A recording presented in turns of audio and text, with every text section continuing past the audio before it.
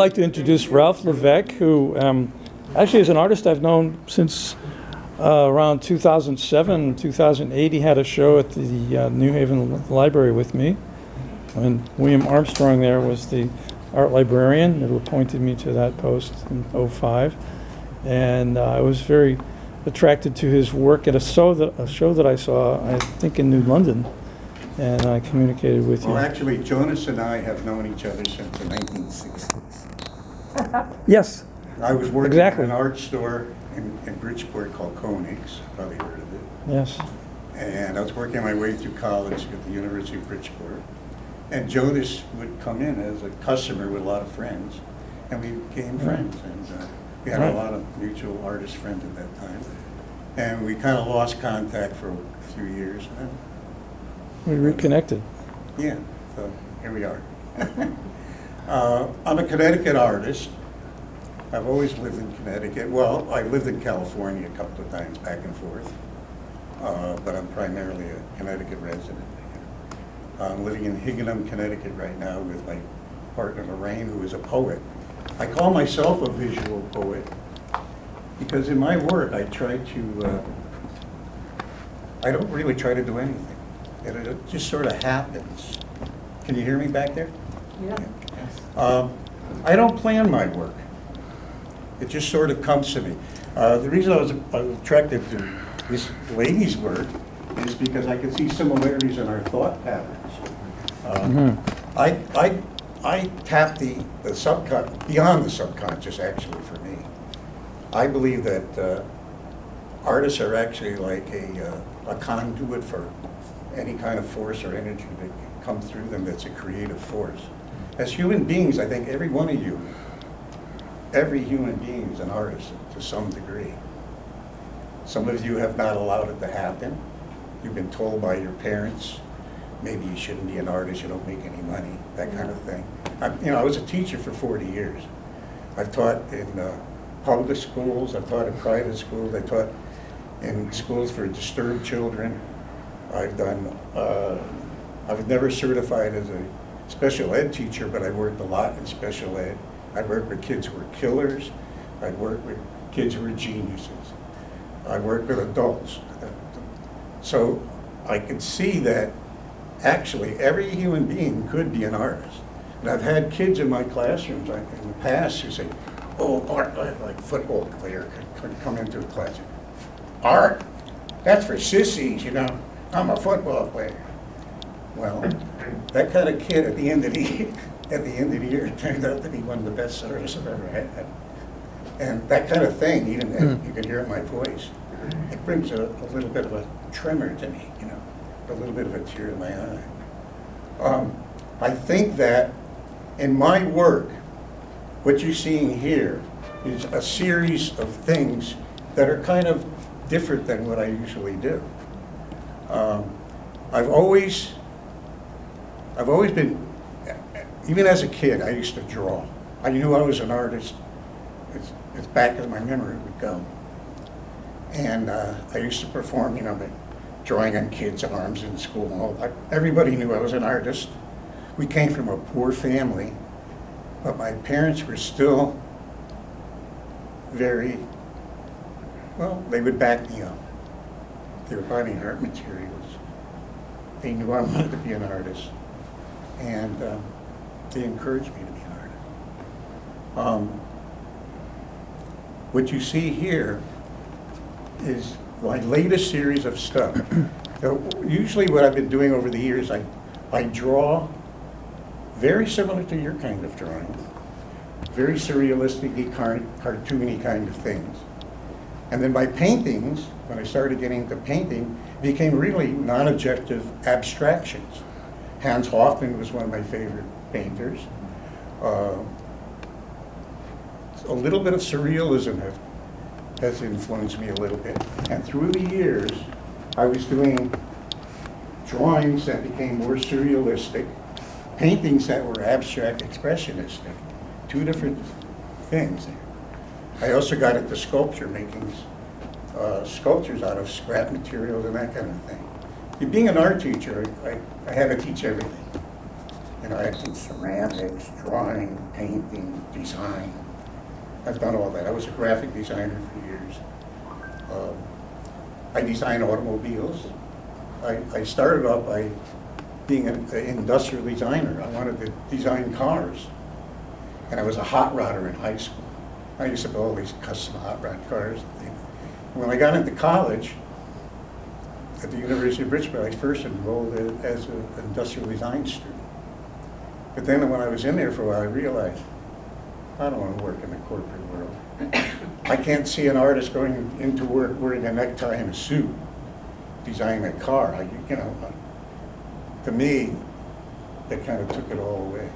So I was still interested in car design, so what I would do is I switched major, became an art major, and I would build all these wild custom cars, which I sold over through the years.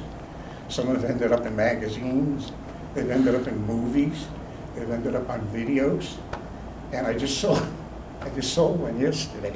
Yay. Yeah, which was good. My last one. I'm too old to build cars. But anyway, this is a series of a new kind of thing that I went into. Once COVID started, what, 2.5, 3 years ago, I realized by looking at my abstractions that they were beautiful, they were nice, but they were empty. They looked like spaces where something live should be inside of.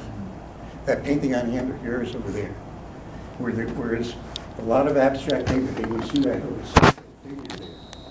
It makes it something else. So what I started to do, yeah, what? You wave at me. Waving? Go on. What I started to do is incorporate figures into my painting. There's a whole series of my works. I did it for at least a year, and you don't see any examples here, really. If you look at my website, which you pick up one of my cards, you can look at all my kinds of stuff that I've done over the years.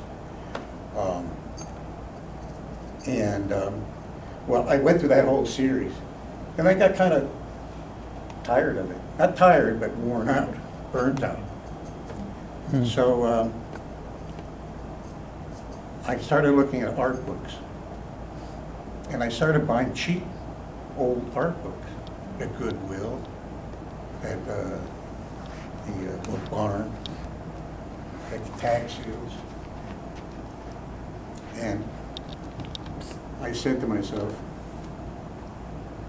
these would be good material for collage. I always liked collage. I always combine collage in a lot of things. Even in my drawings, I would do collage. And even in my sculpture, the way I do sculpture, I don't carve away things.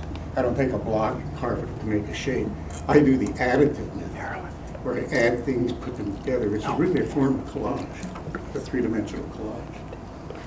So with all these art books, I started looking at them, and I said to myself, uh-oh, you're going to have to cut them up.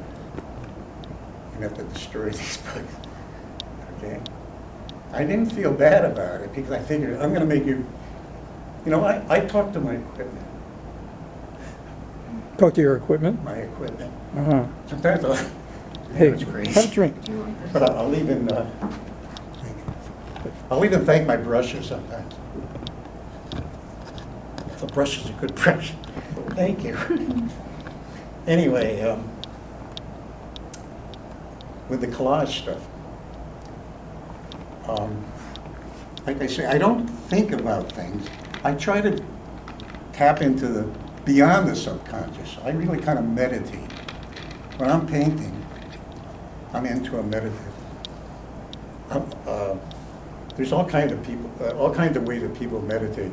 I do a walking meditation, I do a sitting meditation, that kind of a thing. I don't have to actually get there, Om Mani Padme Hum, that kind of a thing. But, to me, it's a religious experience and a magical experience to be doing art. And I really look at it that way. I'm glad to be hooked up with John just because of the fact that I know his philosophy and this whole idea of magic, art being a magical kind of, spiritual kind of thing. Well, when I saw Thank these you. books, when I saw these old paintings, Renaissance paintings, I don't really like that kind of art myself. If I go into a museum, that's not the kind of work. I avoid it. I go look at the modern stuff. But when I saw them in the books, and I saw some of the images, I was looking at the background shapes. For instance, you know, the back of Mona Lisa, there's something behind there. And there's a figure. And some other paintings, there's little figures. A lot of these figures in these paintings aren't the main object of what I cut out of the image. They're a little figure way in the back, something that nobody ever saw. Probably didn't even know it was in the painting. If you look at these, you may recognize them. If you're really into Renaissance, that kind of work, you probably be able to, but even then, I alter them. I don't just cut something out, glue it down. I take it, sometimes I fade it, I bleach it, sometimes I sand it, sometimes I cut a different shape than it is. If somebody's head's around, I'll make it long. Sometimes I'll split a face in half, put the two halves together. I alter them, so they become my things. So it's just another medium. That's about it. Could you talk about these paintings behind you, especially the one, the lower, that one in particular? To me, I was sort of trying a to think of like a story. Triptych. Tell a story. I mean, you got the way I work is I don't really think things out. 'Cause I know it's hard to explain, or hard to understand, but I just like open myself up and it comes to me. Does that make any sense? Yeah. You know, it's like I let it happen. Sometimes an image will come through that bothers me. You know, it's like I'll see a face and I say, you don't want to exist on this plane. Really, I believe that everything exists. The string theory, you know, that every possibility you ever think of exists. It's all there. And I think you can tap into it. You know, the idea of time, space, that's always in my work. Even in my abstractions, what I try to do, try to show a lot of depth in going into the painting. Okay? Now these, to answer your question, they're a story. But it's a story I want you to kind of make the story. I don't want to read it out completely to you, but there's suggestions in there of what kind of story it could be. Now my partner Lorraine, who lives in the same house with me, hasn't seen these works because I've been down in the studio for 2 or 3 months. She'd never seen these. She's like, okay, they're new to her too. But these are stories that you could read into. This has sort of a religious kind of a tone to it. It's a little dark. And I try to stay away from, I don't do like skull images, skeletons and that kind of stuff. I try to stay away from that kind of stuff. But still some things will creep through because it's all out there. I will actually reject an image. I'll take it, I'll rip it up and throw it away. You know, and sometimes it will destroy a work. Not because it's not bad, not well done, but I don't want it to exist. I want all my stuff to be really, they exist in the world. I want them to radiate something to you. Okay? When you look at my work, you can't just glance at it and walk away. You have to look at it. Like a visual poem. You have to look at it, come up with your own ideas of what it's trying to say. It is trying to say something. Sometimes more than once, and on different levels. Anybody have any? Well, can you talk more about actually the elements in that particular piece? What do you mean by That the elements? the figures, and if there's any, if you have any references or representations of what they are symbolically. I think they read for themselves, right? Are they part of another era and sense of Everything here media? sort of has a Renaissance-y kind of a ancient kind of look to them. I kind of played that up, even by doing things like, you know, dividing it up like this. Even the kind of rough frames, the raw wood, almost like a homemade kind of thing. I don't know how to really answer that question. I don't really understand your question completely. What's the story? Anybody have a What's the story? I think you just explained Yeah, you just explained it. it, and then you Yeah. came in with a question that's sort of unexplained. I Right. think you did explain it. There's not a particular story here, Yeah. okay?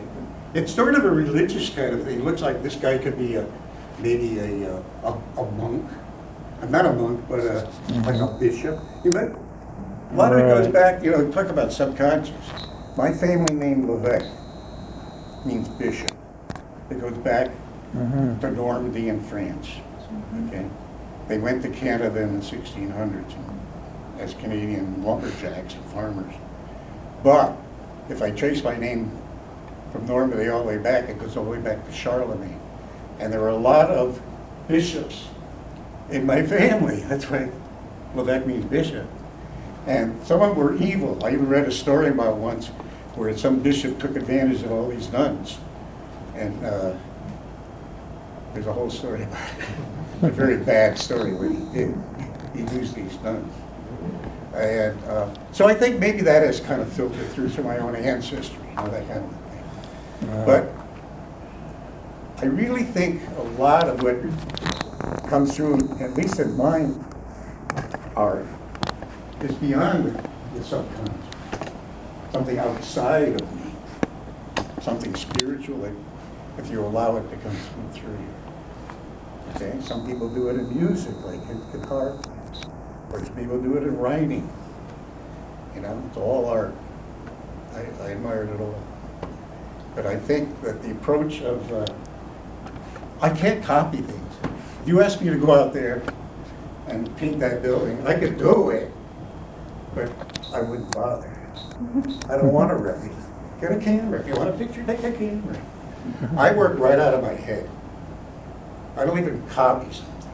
Sometimes for reference, I'm looking at which way should the hand bend. I'll put my hand up and down, Or I'll look at a foot. Wait a minute, that's the way it should. That's all I do. So this is your approach. You started off talking about being an educator, and it sounds like this was sort of your approach to the way to teach too. That I had for trouble a child later, when I to first think started for teaching themselves, in to 1960 express. or so. Mm-hmm. It was great to teach. To be a teacher in those days, great. Loved it. Got worse and worse and worse and worse and worse. Where? Okay? Where at the point where you're told what to teach, when they came out with this No Child Left Behind bit, big lie. Actually, opposite of that. It was geared up to have poor people fail. A lot of teachers do it. We fought it. It stopped. But it got to the point where I would have to follow a curriculum written by somebody who didn't know what the hell art even is. Yeah. And that's why I was glad to be in a private school where they do your own thing. I never had a curriculum. I would play it by ear. And then people say, how could you play it by ear? How could you teach a class? No. Better that way. You find out if Marilyn needs this, you give them that.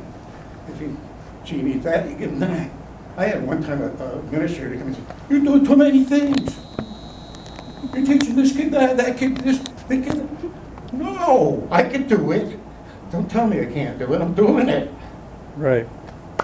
Kids love it. Yeah. Okay, that answer? Yeah. Any But I want to go back to one more. Sure. The painting, the blue painting on your right there. Yeah. Can you talk about what's going on in that painting? I was very curious when I saw it the first time in the studio. Yeah. Or how do you interpret You want me to look at tell you what's going on? Yeah. You- Well, how do you think? What do you It's think of like it? a dream sequence kind of thing, Uh-huh. okay? What I like about it, myself, is I love the fact that these figures in this little tubey shape are penetrating from another dimension, cutting right into the painting. Yeah. Okay? I do that a lot. I always have this, things always pop up and I'm conscious of it. Gravity. I'm always thinking of gravity in my work. Like, where's the weight? You know? You have to think of that. Even though I'm not painting realistically, the gravity, motion, time. I try to show time changes. Right? I have two things going on at the same time, you know, overlapping. Penetration of depth, you know. It's all those things that scientists talk about, but not in scientific terms. That painting, it's like a dream. You know? What happens when you dream? You actually go places? Who knows? Yeah. But I think that dreaming is also a form of communication with other dreamers too, or maybe even outside of this dimension where other entities are dreaming. I'll tell you a story. Questions? Comments? Nothing? Okay. Well, we have One thing I'd like to comment on that I think you're trying to say about the storytelling element of your work, which comes through however it comes through you. But there's also the formal element of that I see, which I think is a good thing, is the unity and the design, whether it's conscious or not, that when I look at that blue painting, I feel a sense of unity. Well, that's another thing. Balance. Yeah. I forgot to mention this. I'm always conscious of balance. I do not let a work go out of balance.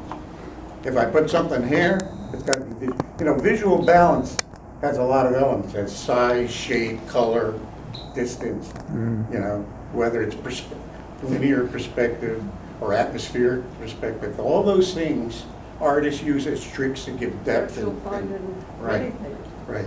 I get a unity out of it because I keep a theme. To me, it's like a music. One song has another song will have a different sound to it. Each painting has its own sound to it. Does that make any sense? Like this has a different sound than that one does. If you want to switch, you know, does that answer that? The unity comes because I'm conscious of balance. I was a graphic designer. I actually was a graphic designer for a couple of years while I was still in college. I was working at Westport as a graphic design firm. I could have been a graphic designer. I hated it.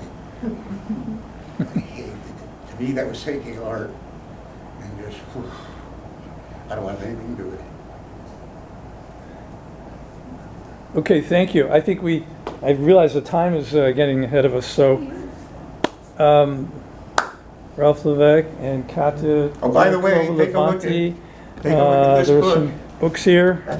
So I'm going to put a plug in and for I'm Lorraine. trying to, This is her poetry book. She's the poet laureate of Higganum, Connecticut. yay, She belongs to the Connecticut, the River Poets. the River Poets. And Great you did group. the cover? I did the artwork for this book. Okay, take a look at it. Get it on Amazon. Okay, thank you. Thank you, everybody.